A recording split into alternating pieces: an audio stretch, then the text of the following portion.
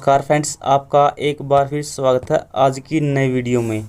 अध्याय नंबर 5 न्यायपालिका, कक्षा 8 सामाजिक एवं राजनीतिक जीवन, भाग 3। चलिए फ्रेंड्स, आज की वीडियो शुरू करते हैं बिना टाइम वेस्ट किए।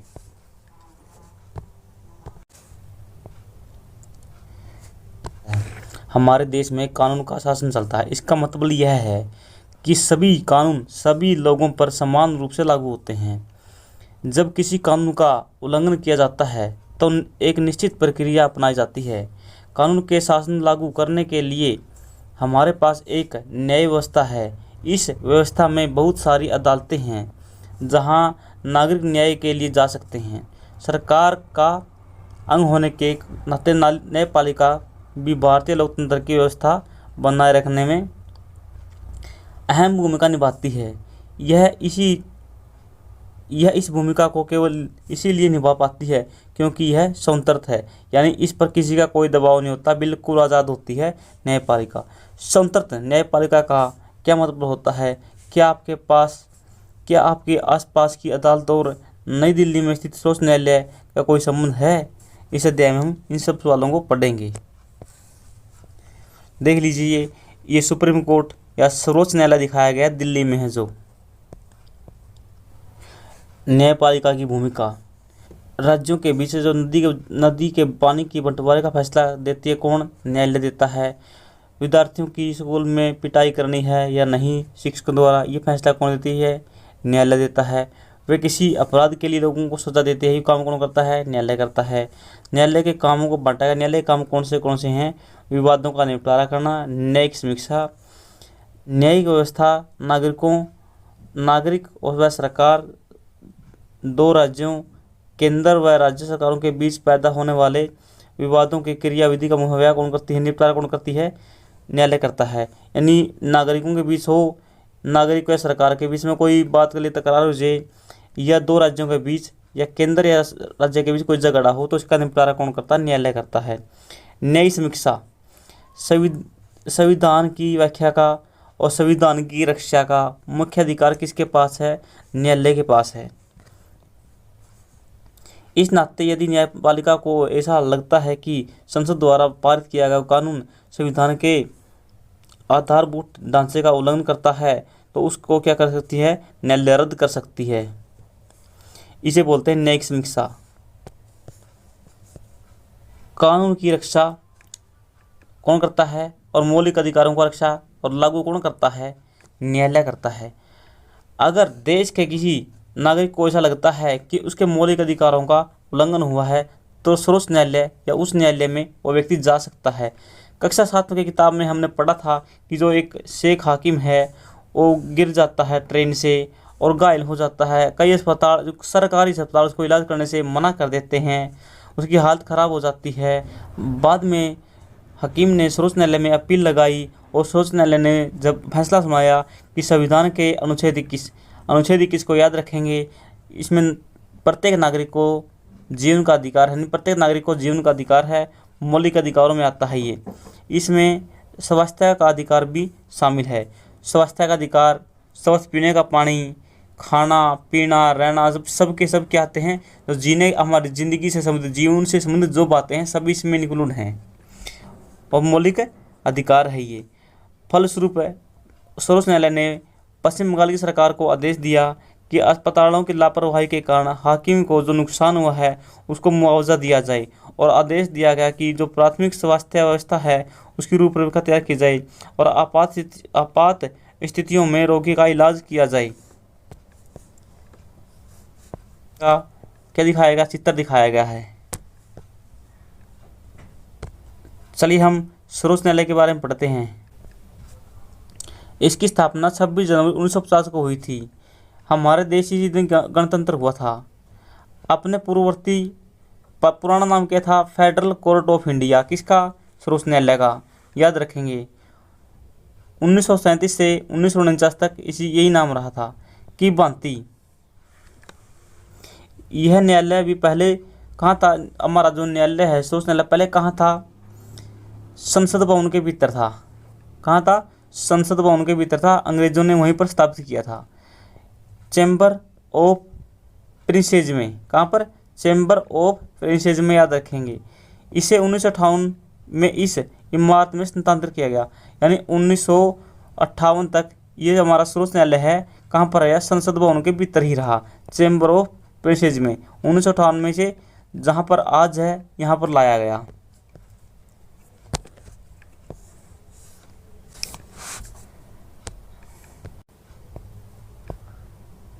स्वतंत्र न्यायपालिका क्या होती है? हमारा जो न्यायपालिका है इस पर विधायिका का कोई भी किसी प्रकार का प्रतिबंध नहीं है। जो सर्वोच्च न्यायालय है या न्यायपालिका कोई भी है तो अपने आप में क्या है कि स्वतंत्र न्यायपालिका है। बाकी कोई ज़रूरी नहीं है, आप पढ़ सकते हैं वीडियो रोककर। इस स्वतंत्र पहलू के में शक्तियों का बंटवारा किया गया है। जैसा कि आपने पहले पढ़ा था, संविधान की महत्वपूर्ण बुनियाद है। विधायिका, कार्यपालिका जैसी सरकार की अन्य शाखाएं हैं। विधायिका और कार्यपालिका सरकार के भाग होते हैं। न्यायपालिका के काम में दखल नहीं दे सकते। यह जो विधायिका है और कार्यपालिका है, जो न्यायपालिका है, इसके काम में किसी प्रकार का कोई दखल नहीं दे सकती। अदालतें सरकार के अधीन नहीं हैं। जो अदालत हैं ये सरकार के अधीन नहीं हैं, यानी पूरी तरह से स्वतंत्र हैं, न ही सरकार की ओर से काम करती हैं। शक्तियों के इस बंटवारे को दुरुस्त करने के लिए महत्वपूर्ण है उच्च न्यायालय और सर्वोच्च न्यायालय के सभी न्यायाधीशों की नियुक्ति सरकार की अन्य शाखाओं का कोई दखल न हो। यानी जो न्यायाधीशों की नियुक्ति है, चाहे सर्वोच्च न्यायालय का हो चाहे उच्च न्यायालय का हो, इनकी नियुक्ति में जो सरकार की शाखाएं हैं इनकी कोई दखल नहीं होना चाहिए। यदि ऐसा दखल होगा तो फिर क्या होगा कि यह स्वतंत्र रूप से अपना काम नहीं कर पाएंगे। इसीलिए एक बार नियुक्ति किए जाने के बाद न्यायाधीश को हटाना बहुत मुश्किल है। यदि किसी न्यायाधीश को एक बार नियुक्त कर दिया तो उसको दोबारा से हटाना बहुत मुश्किल है। न्यायपालिका की यह स्वतंत्रता अदालतों की बड़ी ताकत है। यानी हमारी जो अदालतें हैं वो स्वतंत्र हैं, एक बहुत बड़ी ताकत है उनकी। इसके आधार पर वे विधायिका और कार्यपालिका की शक्तियों के दुरुपयोग को रोक सकती हैं। विधायिका और कार्यपालिका किसी प्रकार की शक्तियों का दुरुपयोग कर रहा है तो उसको रोक सकती हैं। कौन रोक सकती है? न्यायपालिका। न्यायपालिका देश के नागरिकों के मौलिक अधिकारों की रक्षा करती है। जो न्यायपालिका है, जो मौलिक अधिकार हैं नागरिकों के, उनकी रक्षा करती है। अगर किसी को लगता है कि उसके अधिकारों का उल्लंघन हो रहा है तो वो अदालत में जा सकता है। भारत में अदालतों की संरचना कैसी है? हमारे देश में 3 तरह की अदालतें होती हैं। कौन सी होती हैं? सबसे निचले स्तर पर होती है जिसे जहाँ पर बहुत सारी अदालतें होती हैं, यानी सबसे अधिक अदालतों की संख्या निचले स्तर पर होती है, संख्या होती है यहाँ पर। तो सबसे ऊपर स्तर पर केवल एक अदालत होती है। सबसे ऊपर केवल एक अदालत है। जिन अदालतों में लोगों का ज़्यादा ताल्लुक होता है, जिन अदालतों में लोग ज़्यादा काम करते हैं, ज़्यादा आते जाते हैं, ज़्यादा मुकदमे वहाँ पर होते हैं लोगों के, उनको क्या बोला जाता है? अधीनस्थ न्यायालय या जिला अदालत बोला जाता है। अधीनस्थ का मतलब क्या है कि लोगों के बिल्कुल नज़दीक हैं, यानी लोगों के अधीन हैं ये, इन जिला अदालत बोलते हैं। ये अदालतें आमतौर पर ज़िले या तहसील के स्तर पर होती हैं या किसी शहर में होती हैं। ये बहुत तरह के मामलों की सुनवाई करती हैं। प्रत्येक राज्य जिले में बंटा होता है, प्रत्येक राज्य जिलों में बंटा होता है और हर जिले में एक जिला न्यायाधीश होता है। एक जिला न्यायाधीश प्रत्येक जिले में होता है। जो जिले में न्याय का प्रमुख होता है कौन होता है? न्यायाधीश होता है। प्रत्येक राज्य का एक उच्च न्यायालय होता है। प्रत्येक राज्य में अपना एक उच्च न्यायालय भी होता है। यह अपने राज्य का सबसे ऊंची अदालत है। राज्य की सबसे ऊंची अदालत कौन सी होती है? उच्च न्यायालय होती है। और जिले की कौन सी होती है? अधीनस्थ होती है या जिला अदालत होती है, जिसका मुखिया कौन होता है? एक न्यायाधीश होता है। उस न्यायालय से ऊपर सर्वोच्च न्यायालय होता है। उस न्यायालय से ऊपर उस न्यायालय हैं भारत में, इनसे ऊपर कौन है? सर्वोच्च न्यायालय होता है। यह देश की सबसे बड़ी अदालत है। देश की सबसे बड़ी अदालत कौन सी है? Supreme court. ये कहाँ पर है? नई दिल्ली में है। देश के मुख्य न्यायाधीश सर्वोच्च न्यायालय के मुख्य होते हैं। जो देश के मुख्य न्यायाधीश होते हैं वो सर्वोच्च न्यायालय के मुखिया होते हैं। सर्वोच्च न्यायालय के फैसले देश बाकी सारी अदालतों को मानने पड़ते हैं। यदि सर्वोच्च न्यायालय कोई भी फैसला सुनाता है देश के हित में, लोगों के हित में, तो वो सभी नीचे अदालतों को मानने पड़ते हैं। ये कोई अदालत नहीं, एक भी अदालत मना नहीं कर सकती मानने के लिए, क्योंकि बाध्य है मानने के लिए, संविधान में इसी बात लिखी गई है। सबसे ऊपर कौन होता है? सर्वोच्च न्यायालय। सेकंड नंबर पे क्या आता है? उच्च न्यायालय। तीसरे नंबर पे कौन आता है? जिला अदालत या अधीनस्थ न्यायालय।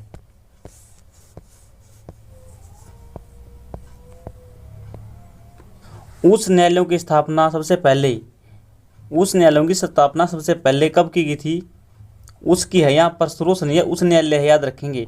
जो उच्च न्यायालय की स्थापना सबसे पहले कहाँ की गई थी? सबसे पहला 1862 में कोलकाता में, मुंबई में और मद्रास में। मद्रास को चेन्नई बोलते हैं। ये तीनों उसमें क्या थी, यानी जैसे आज बोलते हैं यूटी, उसमें इसको प्रेसिडेंसी बोला जाता था, यूटी को। दिल्ली उच्च न्यायालय का गठन कब हुआ था?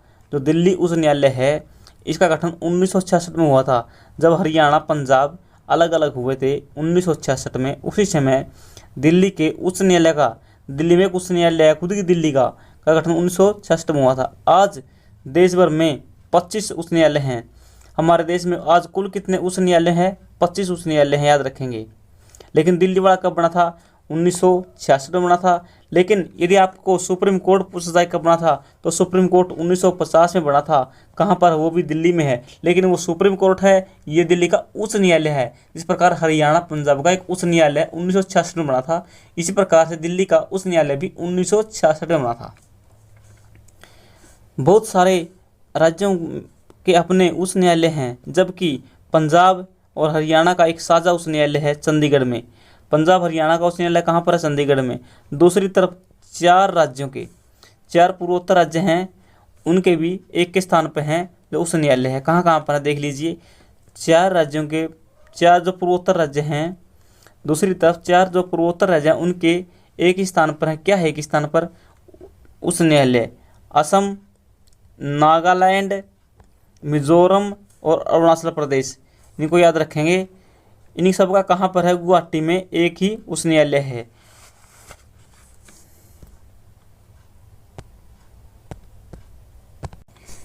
इनको याद करने की ट्रिक है, छोटी बता सकता हूँ मैं आपको, यदि अच्छी लगे तो कर लेना, बाकी अपने हिसाब से याद कर लेना। अरुण, अरुण मजे में है, अरुण मजे में है, असम की चाय पी के, और नाक की तरह भूमि पर या लैंड पर लेट गया। आगे है उच्च न्यायालय है। 1 जनवरी 2019 को, ये डेट आ सकती है एग्जाम में, 1 जनवरी 2019 को आंध्र प्रदेश अमरावती और तेलंगाना हैदराबाद में अलग अलग उच्च न्यायालय हैं। ज़्यादा से ज़्यादा लोगों के नज़दीक पहुंचने के लिए कुछ उच्च न्यायालयों के राज्यों के अन्य हिस्सों में भी खंडपीठ हैं, बेंच हैं। खंडपीठ और बेंच क्यों बनाई जाती हैं? ज़्यादा से ज़्यादा लोगों के नज़दीक पहुंचने के लिए उस न्यायाधीश बनाते हैं। ये बात हैदराबाद में, तेलंगाना का, और आंध्र प्रदेश के अमरावती में। ये मद्रास का उच्च न्यायालय दिखाया गया है। देख लीजिए मद्रास का उच्च न्यायालय कैसा है, अंग्रेजों के द्वारा बनाया गया है ये।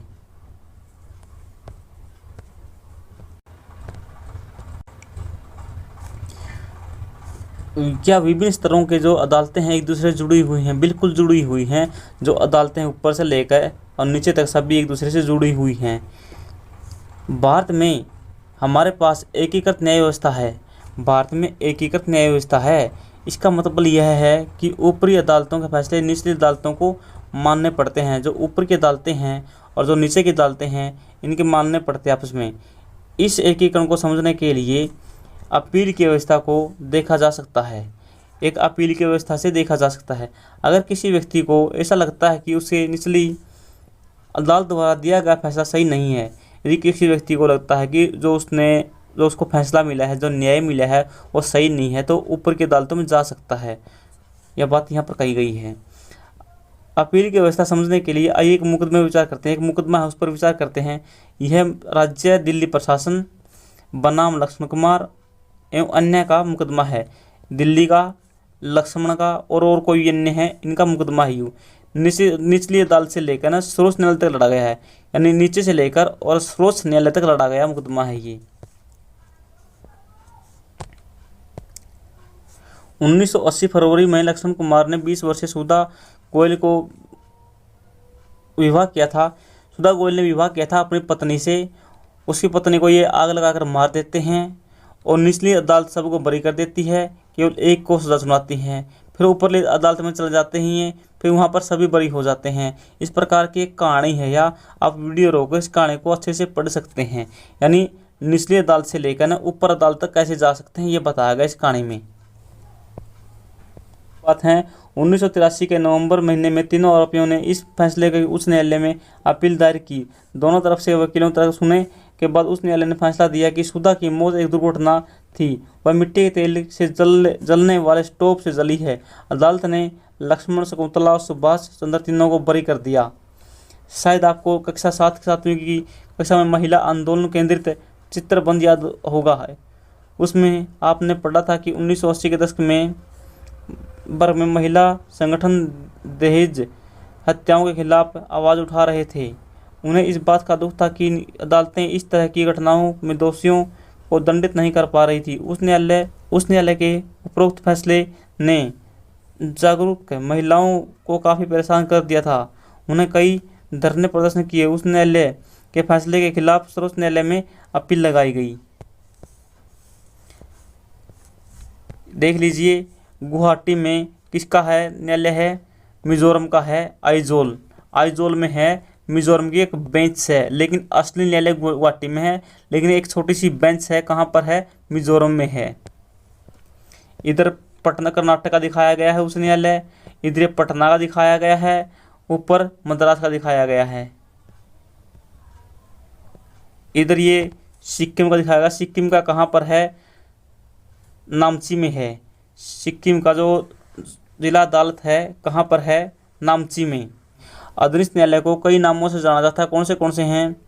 ट्रायल कोर्ट, जिला न्यायालय, अतिरिक्त सदर न्यायाधीश, प्रधान न्यायिक मजिस्ट्रेट, मेट्रोपॉलिटन मजिस्ट्रेट, सिविल जज न्यायालय आदि नामों से जाना जा सकता है। आप इन सबको याद रखेंगे, एग्जाम में क्या पता क्या पूछ लिया जाए। यहाँ से एग्जाम में प्रश्न आ सकता है। मैंने आपको जूम करके दिखा दिया है ताकि अच्छे से पढ़ सकें आप। फौजदारी और दीवानी कानून यहाँ पर बताए गए हैं, इनके बीच हम फर्क समझते हैं। फौजदारी में कौन से आते हैं? ऐसे व्यवहार जो क्रियाएं से संबंधित हैं, क्रियाओं से संबंधित हैं, जिनमें कानून में अपराध माना जाता है। उदाहरण के लिए चोरी, दहेज के लिए औरत को तंग करना, हत्या करना, यानी जिसमें मारपीट हो, किसी प्रकार की क्रिया की गई हो व्यक्ति के साथ या महिला या पुरुष के साथ किसी प्रकार की क्रिया की गई हो, में दहेज के लिए औरत को मारा गया हो, तंग किया गया हो, हत्या कर दी गई हो, चोरी के मामले इसमें आते हैं सब। इसमें सबसे पहले आमतौर पर प्रथम सूचना FIR दर्ज करानी होती है। जो फौजदारी मुकदमे होते हैं इनमें हमें सबसे पहले क्या करानी पड़ती है? पुलिस में रिपोर्ट लिखवानी पड़ती है, FIR लिखवानी पड़ती है फौजदारी में। इसके बाद पुलिस अपराध की जांच करती है। पुलिस अपराध की जांच करती है किस में? फौजदारी में। और अदालत में केस फाइल करती है। यानी अदालत में केस फाइल कौन दायर करती है? फौजदारी मामलों में पुलिस करती है। सीधा व्यक्ति फौजदारी मामलों में कोर्ट में नहीं जा सकता है। नंबर 3, अगर व्यक्ति दोषी पाया जाता है तो उसे जेल भेजा जा सकता है, उस पर जुर्माना लगाया जा सकता है। दीवानी क्या है? दीवानी आपको छोटी ही एक बात समझ में आ रही होगी कि अंग्रेज़ों ने भारत पे बहुत से दीवानी मामले थे, यानी वो कर्ज लेते। दीवानी को कर्ज बोला जाता है या पैसे। दीवानी का संबंध पैसे से है। अंग्रेज हम पे बहुत सा टैक्स लेते थे जिसे हम दीवानी मामले बोलते थे या दीवानी कर्ज बोलते थे। इसका संबंध व्यक्ति विशेष के अधिकारों का उल्लंघन से है। व्यक्ति के जब अधिकारों का उल्लंघन होता है, यहाँ पर व्यक्ति के साथ क्या हुई? मारपीट हुई थी। यहाँ पर व्यक्ति के साथ मारपीट हुई, यहाँ पर व्यक्ति के अधिकारों का उल्लंघन हुआ है। जैसे अनुच्छेद 21 के अधिकारों का उल्लंघन हो तो वो भी दीवानी में जाएगा। लेकिन यदि किसी के साथ मारपीट होती है या किसी को जान से मारा जाता है तो वो फौजदारी में जाएगा। फौजदारी में सबसे पहले क्या करना पड़ेगा? उसको पुलिस में रिपोर्ट करनी पड़ेगी। या अवहेलना होती है, तो उदाहरण के लिए ज़मीन बिक्री, चीज़ों की खरीदारी, किराया, तलाक संबंधी विवाद, यानी जिसमें पैसे की बात हो ज़्यादातर और बिना लड़ाई झगड़ा के हों वो इसमें आएंगे, लेकिन लड़ाई झगड़ा के फौजदारी में जाएंगे। किसी का सिर फोड़ दिया तो फौजदारी, यदि किसी का गाली गलौज कर दिया, उसके अधिकारों का उल्लंघन किया है, तो वो किस में जाएगा, दीवानी में जाएगा। खासकर तलाक याद रखेंगे, तलाक किस में आता है, दीवानी में आता है। प्रभावी पक्ष की ओर से न्यायालय में एक याचिका दायर की जाती है। जो दीवानी मामले हैं इसमें पुलिस में रिपोर्ट देने की जरूरत नहीं है, आप सीधे कोर्ट में जाकर केस कर सकते हैं। अगर मामला किराए से संबंधित है तो मकान मालिक और किराएदार पर मुकदमा दायर किया जा सकता है। यदि मामला याद रखेंगे, यदि मामला किराए से संबंधित है तो आप पुलिस में रिपोर्ट कर सकते हैं। अदालत राहत की व्यवस्था करती है। उदाहरण के लिए अगर मकान मालिक किराएदार के बीच विवाद है तो अदालत यह आदेश दे सकती है कि किराएदार मकान को खाली करे और बकाया किराया चुकाए। यह बात भी हो सकती है। यानी किराया वाला ध्यान रखें, किराया किस में आता है, दीवानी में आता है। यहाँ पर बताया गया है कानूनी शाखा उल्लंघन। कुछ लड़के स्कूल जाते वक्त लड़कियों को हर रोज़ परेशान करते हैं। एक किराएदार के मकान मालिक खाली करने पर मजबूर कर रहा है, तो मुकदमा कौन सा होगा। यहाँ पर किसी के साथ तंग किया जा रहा है, यानी किसी के साथ मारपीट भी हो सकती है, ये तो होगा फौजदारी में। और ये किस में आएगा, किराए वाला, पैसे वाला, दीवानी में। क्या हर व्यक्ति अदालत की शरण में जा सकता है। सिद्धांत भारत के सभी नागरिक देश के अदालतों के शरण में जा सकते हैं, यानी भारत के सभी नागरिक अदालतों में जा सकते हैं, किसी पर कोई रोक नहीं है। इसका अर्थ यह हुआ कि प्रत्येक नागरिक अदालत के माध्यम से न्याय की मांग कर सकता है। जैसा कि आपने पीछे पढ़ा, न्यायालय हमारे मौलिक अधिकारों की रक्षा करता है, बहुत महत्वपूर्ण भूमिका निभाता है। अगर किसी नागरिक को ऐसा लगता है कि उसके मौलिक अधिकारों का उल्लंघन हुआ है तो वह अदालत में जा सकता है। अदालत की सेवाएं सभी के लिए उपलब्ध हैं, यानी अदालत की सेवाएं सभी के लिए उपलब्ध हैं, चाहे कोई गरीब हो, अमीर हो, किसी भी जाति का हो, किसी भी धर्म का हो। लेकिन वास्तव में गरीबों के अदालत में जाना काफ़ी मुश्किल होता है। बिल्कुल वास्तविकता है, जो गरीब लोग होते हैं वो अदालत में नहीं जा सकते हैं क्योंकि उनके पास पैसा नहीं होता है। कानूनी प्रक्रिया में न केवल काफ़ी पैसा लगता है, कानूनी प्रक्रिया में काफ़ी पैसा लगता है, कागजी कार्रवाई होती है, बल्कि इसमें बहुत सा समय लगता है, बहुत अधिक समय बराबर होता है। एक बात कही जाती है कि व्यक्ति मर जाता है लेकिन उसका जो कोर्ट में केस है वो नहीं मरता।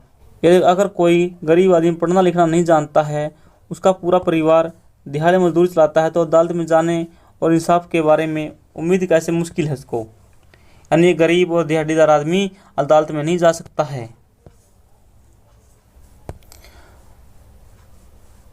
इसी बात को ध्यान में रखते हुए 1980 के दशक में सर्वोच्च न्यायालय ने जनहित याचिका PIL की व्यवस्था की। PIL याद रखेंगे क्या होता है, PIL जनहित याचिका की व्यवस्था की।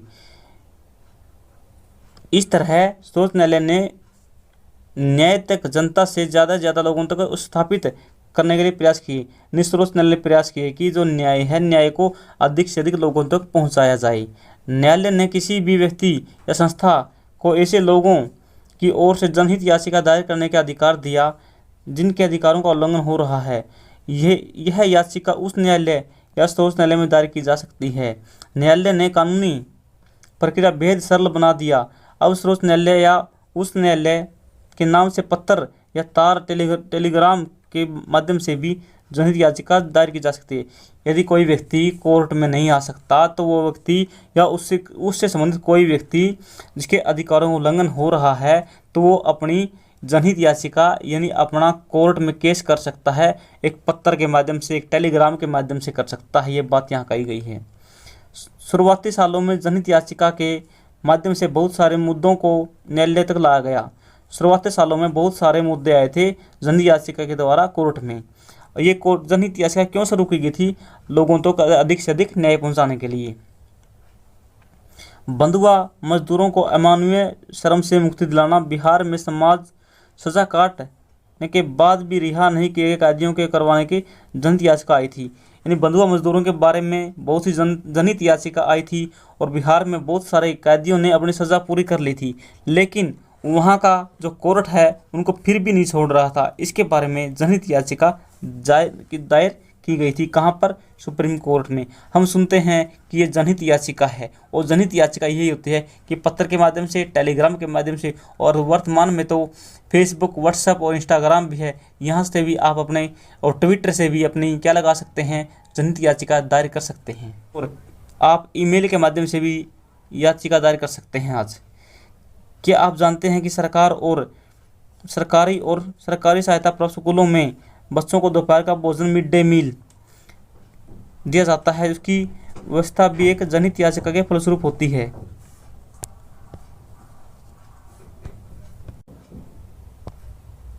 वर्ष 2001 में राजस्थान और उड़ीसा में भयंकर सूखा पड़ा था। लाखों लोगों के सामने भोजन की भारी समस्या थी। सरकारी गोदाम अनाज से भरे पड़े थे। बहुत सारा गेहूं चूहों के भेंट चढ़ गया था। इस स्थिति में देखते हुए people's union for civil liberties नामक एक संगठन ने सर्वोच्च न्यायालय में जनहित याचिका दायर कर दी, और उसने कहा कि संविधान के अनुच्छेद 21 में जीवन के मौलिक अधिकारों में भोजन का अधिकार भी है, पानी का भी है, भोजन का भी है, स्वास्थ्य का भी है। राज्य की इस दलित को भी गलत साबित कर दिया। उसके पास संसाधन नहीं है। इसका आधार पर यह सरकारी गोदाम में अनाज भरे हैं। सर्वोच्च न्यायालय ने आदेश दिए कि सबको भोजन उपलब्ध करवाने का दायित्व किसका है? राज्य सरकार का है। राज्य में कोई भी व्यक्ति भूखा नहीं रह सकता। यदि कोई व्यक्ति भूखा है, जिसके पास अनाज नहीं है, तो कोर्ट में केस कर सकता है। सरकार उसको अनाज देगी या उसको कोई काम देगी। लिहाजा सर्वोच्च न्यायालय ने सरकार को आदेश दिया कि वह रोजगार पैदा करे और राशन की सरकारी दुकानों में जरिए सस्ते अनाज को लोगों तक बांटे।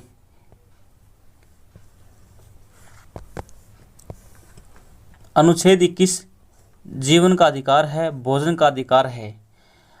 अदालत ने राज्य को आदेश दिए कि दोपहर के भोजन मिड डे मील सहित सभी लोगों को मुहैया कराया जाए भोजन। यानी सारे भारत में मिड डे मील भी किसने लागू किया था? सर्वोच्च न्यायालय ने लागू करवाया था। लेकिन अदालत के कुछ फैसले ऐसे भी होते हैं जिन लोगों के आम आदमी की नुकसानदेह मान जाते हैं। उदाहरण के लिए गरीबों के आवासों को अधिकारों से मुद्दा है। कार्यकर्ताओं को मानना है कि बस्तियों, झुग्गी झोपड़ों बेदखल किया जाए। अदालत द्वारा इन्हें गलत माना जाता है और इनको उठा दिया जाता है, इनको घुसपैठी घोषित किया जाता है। ओल्गा टेलिस, याद रखेंगे, ओल्गा टेलिस बनाम बम्बई नगर निगम के मुकदमे में न्यायालय ने एक महत्वपूर्ण फैसला दिया। किसमें? बम्बई का नगर निगम और ओल्गा टेलिसी। अदालत ने जीवन के अधिकार को बताया कि जीवन के अधिकार का हिस्सा है आजीविका। इस फैसले में अदालत ने बताया कि जो जीविका है, रोजगार है, वो के जीवन के अधिकार का हिस्सा है। नीचे इसके फैसले पर अंकुश लगाया गया। इन्हें पढ़ने पर पता चला कि न्यायाधीशों ने जीवन के अधिकार को आजीविका के अधिकार में जोड़ दिया है। न्यायाधीशों ने जीवन के अधिकार को आजीविका में जोड़ दिया है। अनुच्छेद 21 द्वारा जीवन के अधिकार का दायरा बहुत व्यापक है। जीवन का मतलब है केवल जैविक अस्तित्व बनाए रखने से नहीं है। इसका मतलब है कि यहाँ तक नहीं। इसका मतलब केवल यह नहीं है कि कानून के द्वारा तय की गई प्रक्रिया मृत्युदंड देने और उसे लागू करवाना के लिए या किसी तरीके से जान नहीं ली जा सकती। जीवन के अधिकार का यह आयाम है कि इस अधिकार का इतना महत्वपूर्ण पहलू है कि आजीविका का अधिकार भी है। यानी कोई व्यक्ति आजीविका भी मांग सकता है सरकार से, क्योंकि कोई व्यक्ति जीने के साधनों को या आजीविका के बिना जीवित नहीं रह सकता है। यानी आजीविका का साधन मांग सकता है व्यक्ति। किसी व्यक्ति को पटरी, झुग्गी झोपड़ी से उजाड़ देने पर उसके आजीविका के साधन फौरन नष्ट हो जाएंगे। यानी जो आजीविका के साधन नष्ट हो जाएंगे झुग्गी झोपड़ी या पटरियों को उखाड़ने के बाद। यह ऐसी बात है जिस पर हर मामले में साबित करने की जरूरत होती है। अनुभाविक लक्ष्यों के सिद्ध करना होता है।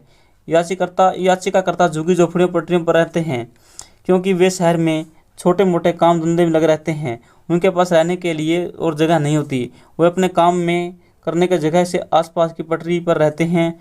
यानी जो लोग पटरियों पर रहते हैं, जो झोपड़ियों में रहते हैं, ये इनके बारे में बताई गई बात से कि उनको वहाँ से वंचित नहीं किया जा सकता, वहीं रहेंगे वो तो, क्योंकि वो गरीब हैं, उनके पास ज़्यादा पैसा नहीं है।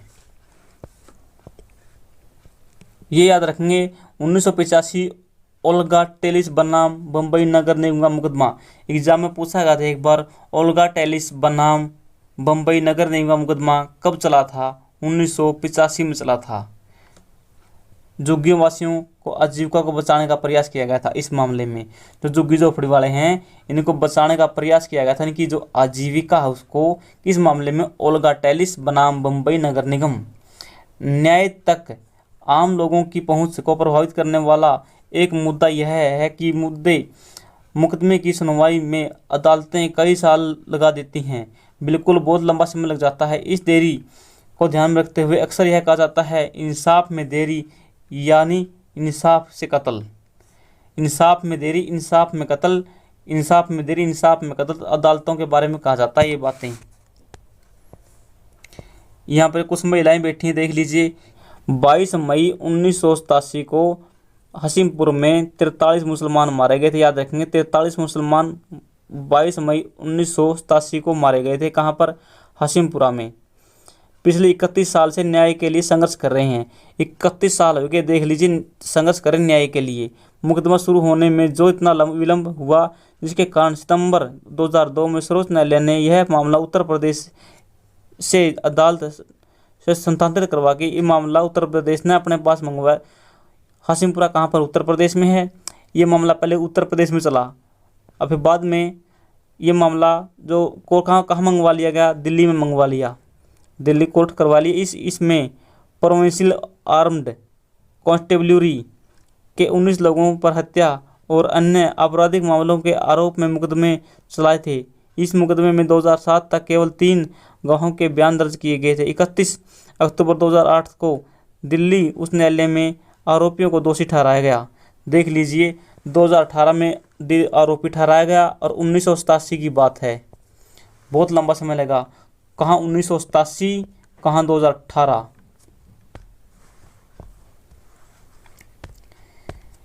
भारत में न्यायाधीशों की संख्या, उच्चतम न्यायालय में कितने पद हो सकते हैं? 34, और वर्तमान में 34 ही भरे हैं। यानी उच्चतम न्यायालय में जो न्यायाधीश हैं इनकी संख्या फुल है, 34 के 34 फुल है। उस न्यायालय में कितने न्यायाधीश हो सकते हैं पूरे भारत में? 1079, 1079 और खाली वर्तमान में कितने काम कर रहे हैं? 655, 650 के आसपास काम कर रहे हैं। 424 खाली पद हैं। जिला न्यायाधीश अधीश न्यायालय में कितने हो सकते हैं? 22,644 हो सकते हैं। कार्य कितने कर रहे हैं? 17,509। खाली कितने हैं? 5,135 खाली हैं निचली अदालतों में 1 नवंबर 2019 के अनुसार।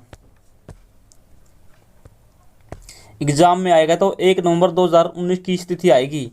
इसके बावजूद इस बात से इनकार नहीं किया जा सकता कि लोकतांत्रिक भारत में न्यायपालिका ने महत्वपूर्ण भूमिका निभाई है। न्यायपालिका ने कार्यपालिका और विधायिका की शक्तियों पर अंकुश लगाया है, नागरिकों के अधिकारों की सुरक्षा करता है। संविधान के अधिकारों ने एक ऐसी न्यायपालिका का बिल्कुल सही सपना देखा था जो पूरी तरह से स्वतंत्र था। यह हमारे लोकतंत्र का एक बुनियाद पहलू है। देख लीजिए, निचली अदालतें, उच्च न्यायालय, सर्वोच्च न्यायालय।